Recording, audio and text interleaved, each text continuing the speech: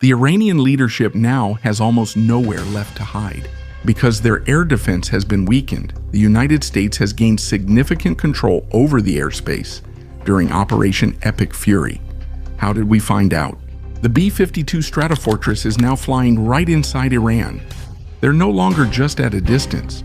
They're now entering directly and repeatedly hitting targets that have almost no defense left. Right now, explosions are happening one after another as the remaining bunkers and military facilities are being hit. This is a major change in the way the U.S. conducts its attacks.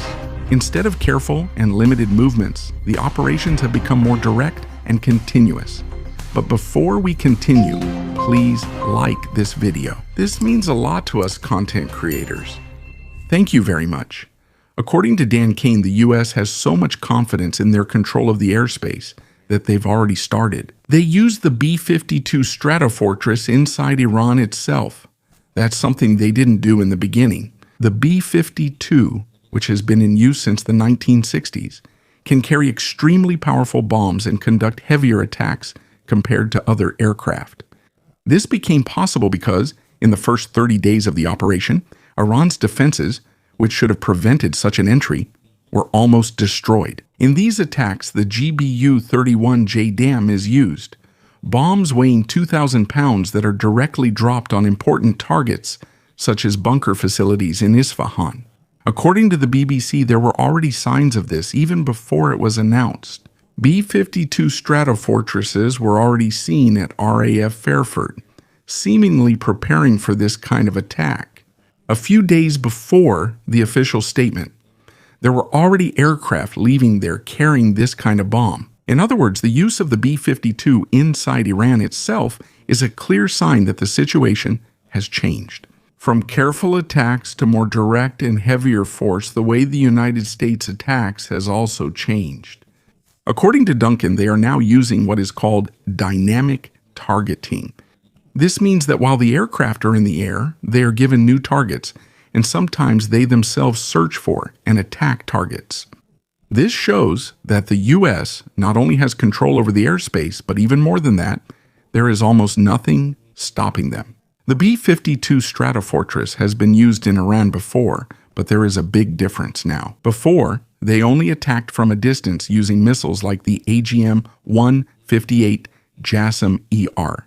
That means they were still cautious because Iran still had some defenses left.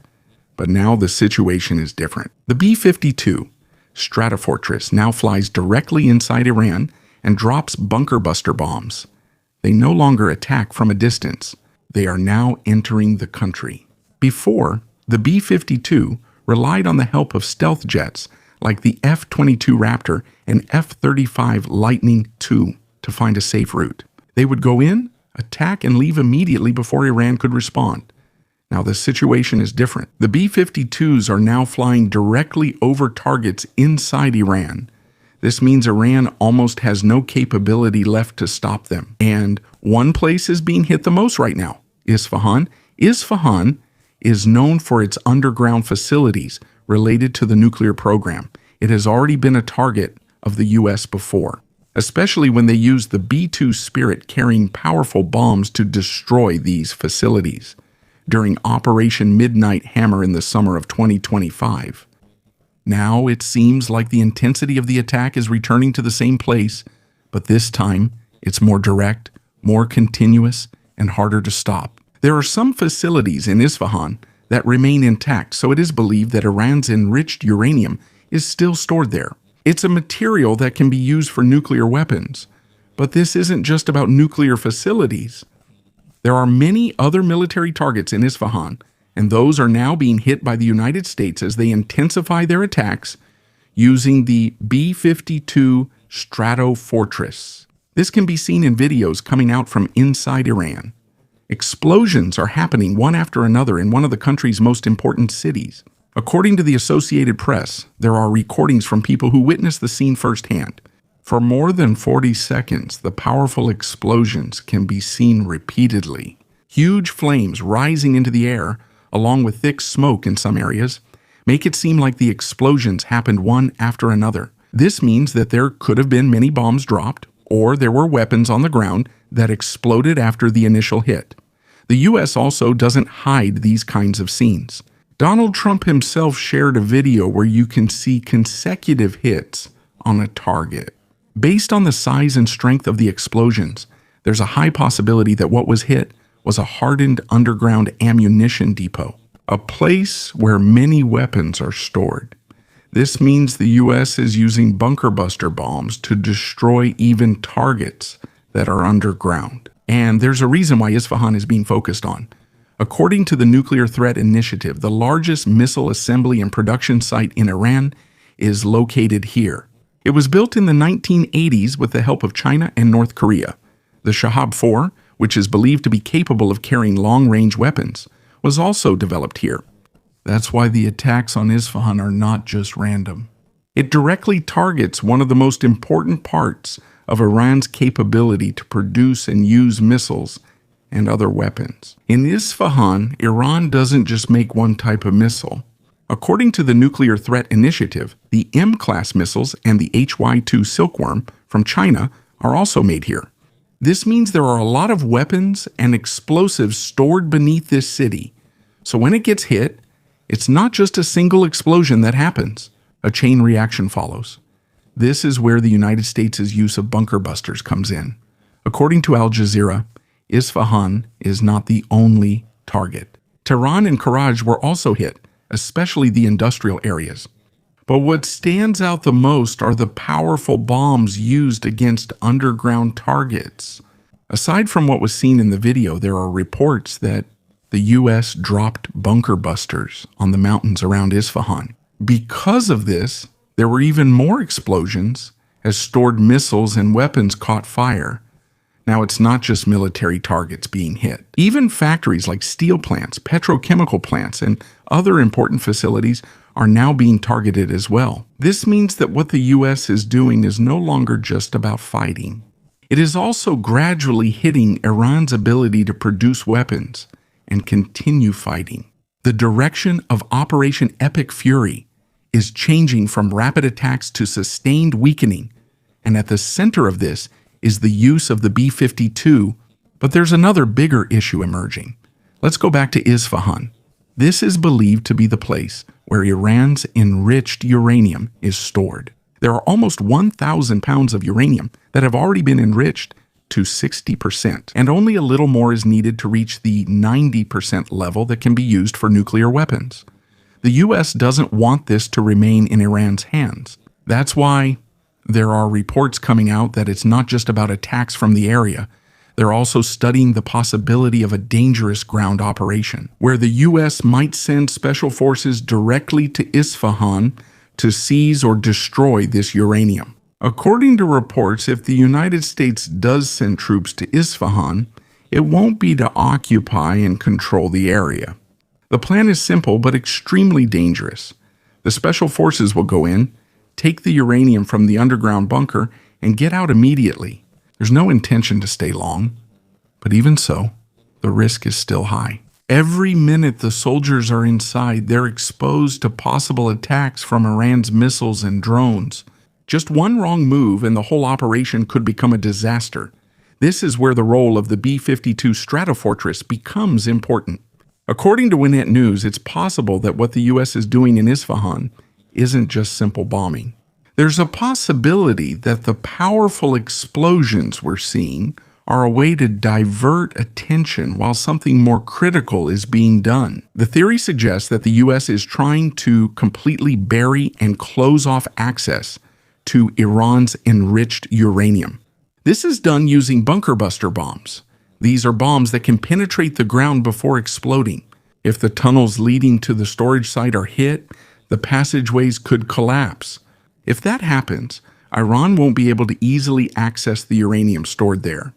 If this succeeds, it would be a big deal. That means the U.S. wouldn't have to gamble on a ground operation that's extremely dangerous. They wouldn't need to go in to get the uranium. It's enough that Iran can't access it. This idea becomes clearer when you look at the type of explosions. The ones you see in the video, huge flames, consecutive explosions, those most likely came from places where weapons are stored, like ammunition depots. But if the target is a tunnel, the effect looks different. There's less fire, more dust, debris, and collapse. It's not as dramatic on camera, but the effect underground is more important. That's why it's possible that while everyone is busy watching the big explosions above ground, there's a quieter but more critical operation happening underneath. According to the report, the attacks were carefully planned so that the tunnels would collapse without damaging the uranium itself. If this is true, the uranium might now be buried under about 100 meters of solid rock, which is roughly equivalent to 330 feet. At this depth, it can't be easily reached. And if this is really what happened, it's possible that the operation accomplished even more than what we can see right now. Iran also tried to retaliate against the continuous attacks by the United States using the B-52 Stratofortress in Isfahan. According to the Times magazine, Iran launched several missiles toward Israel, but most of them were intercepted or landed in empty areas, and there were no immediate reports of injuries. Al Jazeera reported something different on April 1. According to their report, a ballistic missile hit and caused injuries to 16 people. In other words, Iran is still trying to show that it will not back down. But if you look at the situation, there is a big question about how true this really is. While they are sending a message of resistance, B-52s continue to fly over them with almost no opposition. There are even reports saying that Iran is also looking for a ceasefire. To understand why this is happening, we need to go back to an important point: the destruction of Iran's air defense. During the first week of Operation Epic Fury and Operation Roaring Lion, the Israel Defense Forces already said that about 80% of the air defense system had been destroyed. That's a big deal, but it's not enough to allow B-52s to fly this freely inside the country. That's why the U.S. and Israel continued their operations. They gradually eliminated the remaining defenses. By March, Tim Duncan said that most of Iran's high-end air defense systems were no longer a factor. This means they were no longer a serious threat to U.S. aircraft.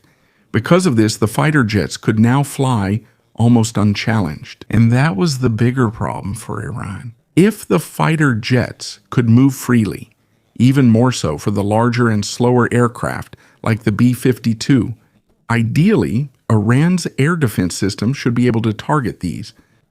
For example, the Babar 373 has a detection range of about 200 miles. That's enough to spot a B-52 flying at high altitude. The same goes for the S-300 PMU-2 that Iran bought from Russia. It also has the capability to hit this kind of target. But for now, they can no longer use these. And the reason is simple. Almost all of these systems have already been destroyed. Right now, the United States is extremely confident in its control over Iran's airspace. That's why the B-52 Stratofortress can almost move anywhere inside the country without fear. We say almost because there are still a few remaining defenses in Iran. Scattered units, like ground systems or soldiers carrying manpads. But even with these, they're no longer enough to stop the large-scale operations of the U.S.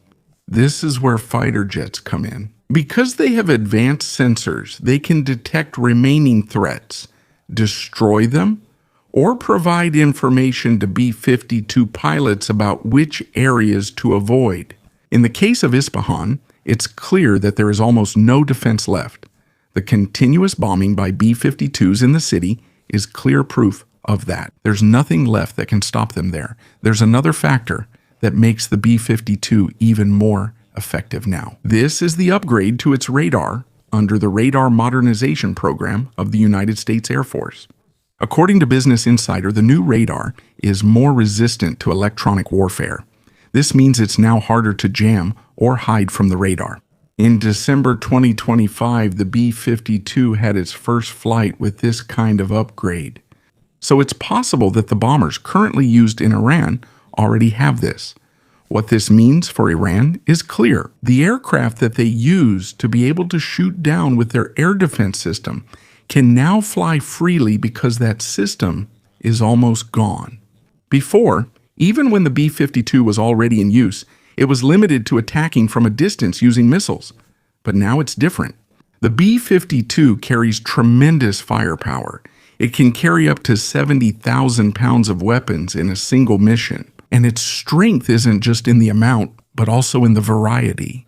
According to the United States Air Force, it can carry different types of weapons, from gravity bombs, precision-guided missiles, JDAMs, bunker busters, cluster bombs, mines, all the way to nuclear weapons. So now that it is flying directly into Iran, the country is facing a huge problem. They don't know what kind of attack is coming, whether it's a bunker buster, a precision strike, or a more widespread bombing. And that's its biggest effect. The B-52 doesn't just cause physical damage, but also create pressure and fear because Iran doesn't know what will hit next. In the early stages of Operation Epic Fury, the United States used long-range weapons like standoff missiles. But in recent days in Isfahan, it looks like they've switched to using bunker busters. And tomorrow it could be something else again. Iran can no longer predict what kind of attack is coming until it actually hits. And that's one of their biggest problems right now. This is exactly the reason why the B-52 Stratofortress was made. It's not the most modern-looking aircraft. It's also not that impressive to look at, compared to the F-35 Lightning II or the B-2 Spirit, which are both sleek and stealthy. But if the F-35 and B-2 are like precision tools, the B-52 is like a sledgehammer, direct, powerful, and capable of causing massive destruction. And in Iran's current situation, with their air defense weakened, this power can now be used more continuously. In addition, the B-52 can handle what's called dynamic targeting, as mentioned by Donald. This means it can adjust its target while in the air and strike wherever it's needed at that exact moment. At this point, Iran almost has no clear way to stop the B-52, and this is where another shift in the direction of the operation might come. Donald Trump said that Iran is now supposedly seeking a ceasefire, especially now that the B-52s are continuously flying. According to him, the U.S. will consider stopping the fight if the strait is reopened. This means that the attacks will continue until that happens. But there is a different story from Iran's side. According to a report by Anadolu Agency, Abbas Araghchi said that they are not asking for a ceasefire. What they want is a complete end to the fighting. This includes a guarantee that they will not be attacked again and compensation for the damages they have suffered. It seems difficult for the U.S. to accept this. So for now, it seems too early to say if there will really be a ceasefire. What is clear is that as long as there is no agreement, the attacks will continue. And the B-52 will remain a major threat inside Iran. But it's possible that an agreement may no longer be necessary. In a news statement, Donald Trump said that the United States could finish its operation in Iran within 2 to 3 weeks. According to a BBC report, Trump believes that the U.S. can complete the mission even without an agreement, as long as it is ensured that Iran can no longer make nuclear weapons. In his view, Iran's capabilities have already been greatly diminished. He also said that Iran almost no longer has a proper navy, military, and air force. So the only remaining question is Iran's nuclear capability. And this is where the role of the B-52 Stratofortress comes in again. If the theory is true that bunker busters were used to destroy the tunnels in Isfahan, it's possible that Iran can no longer access their enriched uranium. If the attacks continue for another 2 or 3 weeks, the remaining facilities like production sites and centrifuges needed for the nuclear program could also be destroyed.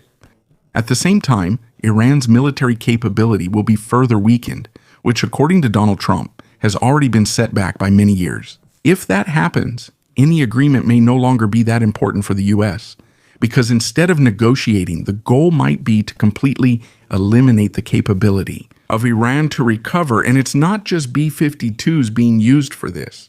Now that the U.S. has control of the skies, even the A-10 Thunderbolt II is freely attacking inside Iran, providing continuous pressure on the remaining targets. In this situation, Iran has less room to maneuver.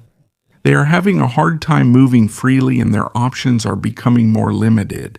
And as time goes by, it becomes clearer that the fight is heading in one direction. where control of the skies dictates what will happen next on the ground. Despite everything that's happening, there's still one thing that neither side can control: the unexpected. No matter how well the plan is made or how strong the control of the skies is, there are still things that can happen that aren't part of the plan. A single piece of wrong information, a target that shouldn't be hit, or a move that wasn't anticipated can change the direction of the whole situation. Because of this, every step becomes more dangerous. It's not just because of the plan, but also because of things that can happen even if no one planned them. As the attacks continue, it becomes clearer that control has its limits. Even if you hold the skies, it doesn't mean you control everything. With every explosion, with every aircraft flight, and with every target hit, there's always the possibility that something unexpected might happen. And often, these kinds of events are the reason why things suddenly give way. In history, there have been times when even if one part of the battle is already under control, the outcome still changes because of an unexpected event. This is not because of a lack of strength, but because there is a limit to control.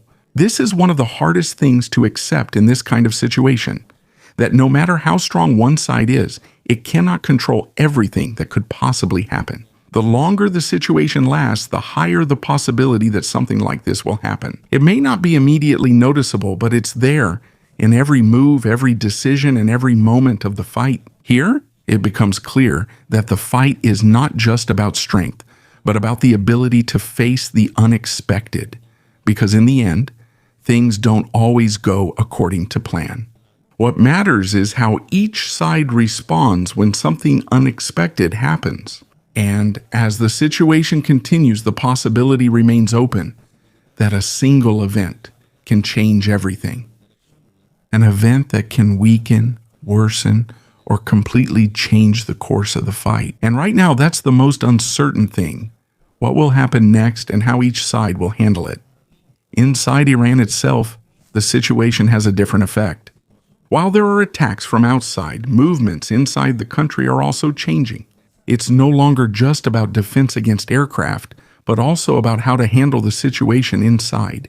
In the areas being hit, confusion arises. It's not immediately clear what will happen next or where the next strike will be. Because of this, it becomes harder for those on the ground to plan and act properly. When the situation is chaotic, even simple coordination is affected. Movement slows down, and the possibility of mistakes increases. In addition, the information coming out is inconsistent. There are reports that cannot be confirmed right away, some lack details, and there are times when it's not immediately clear which ones are true. Because of this, those inside have a hard time understanding the full picture of what's happening. As time goes by, its effect on the overall defense becomes more apparent. When there is confusion in information and coordination, it becomes harder to organize an effective response. It may not be immediately visible from the outside, but inside the effect is felt. There are times when, even if there is still capability, it can't be used right away because there is no clear direction. In situations like this, it's not just everyone. It's not just strength that's lost, but also the ability to use it well. As events unfold, it becomes clear that the battle is not just in the air or against the targets being hit. It also happens internally in the way one moves, makes decisions, and understands the situation. And when it is affected internally, it's much harder to recover. Because even if there is still some ability left, if it is not used properly, it gradually loses its value. Along with this, it becomes harder for people within the country to maintain their normal daily routines. When it is unclear when and where the next attack will strike, every movement becomes more cautious. Some activities have to stop and some places are avoided even though it used to be normal to go there. In this situation, it's not just defense that's affected, but also daily life within the country.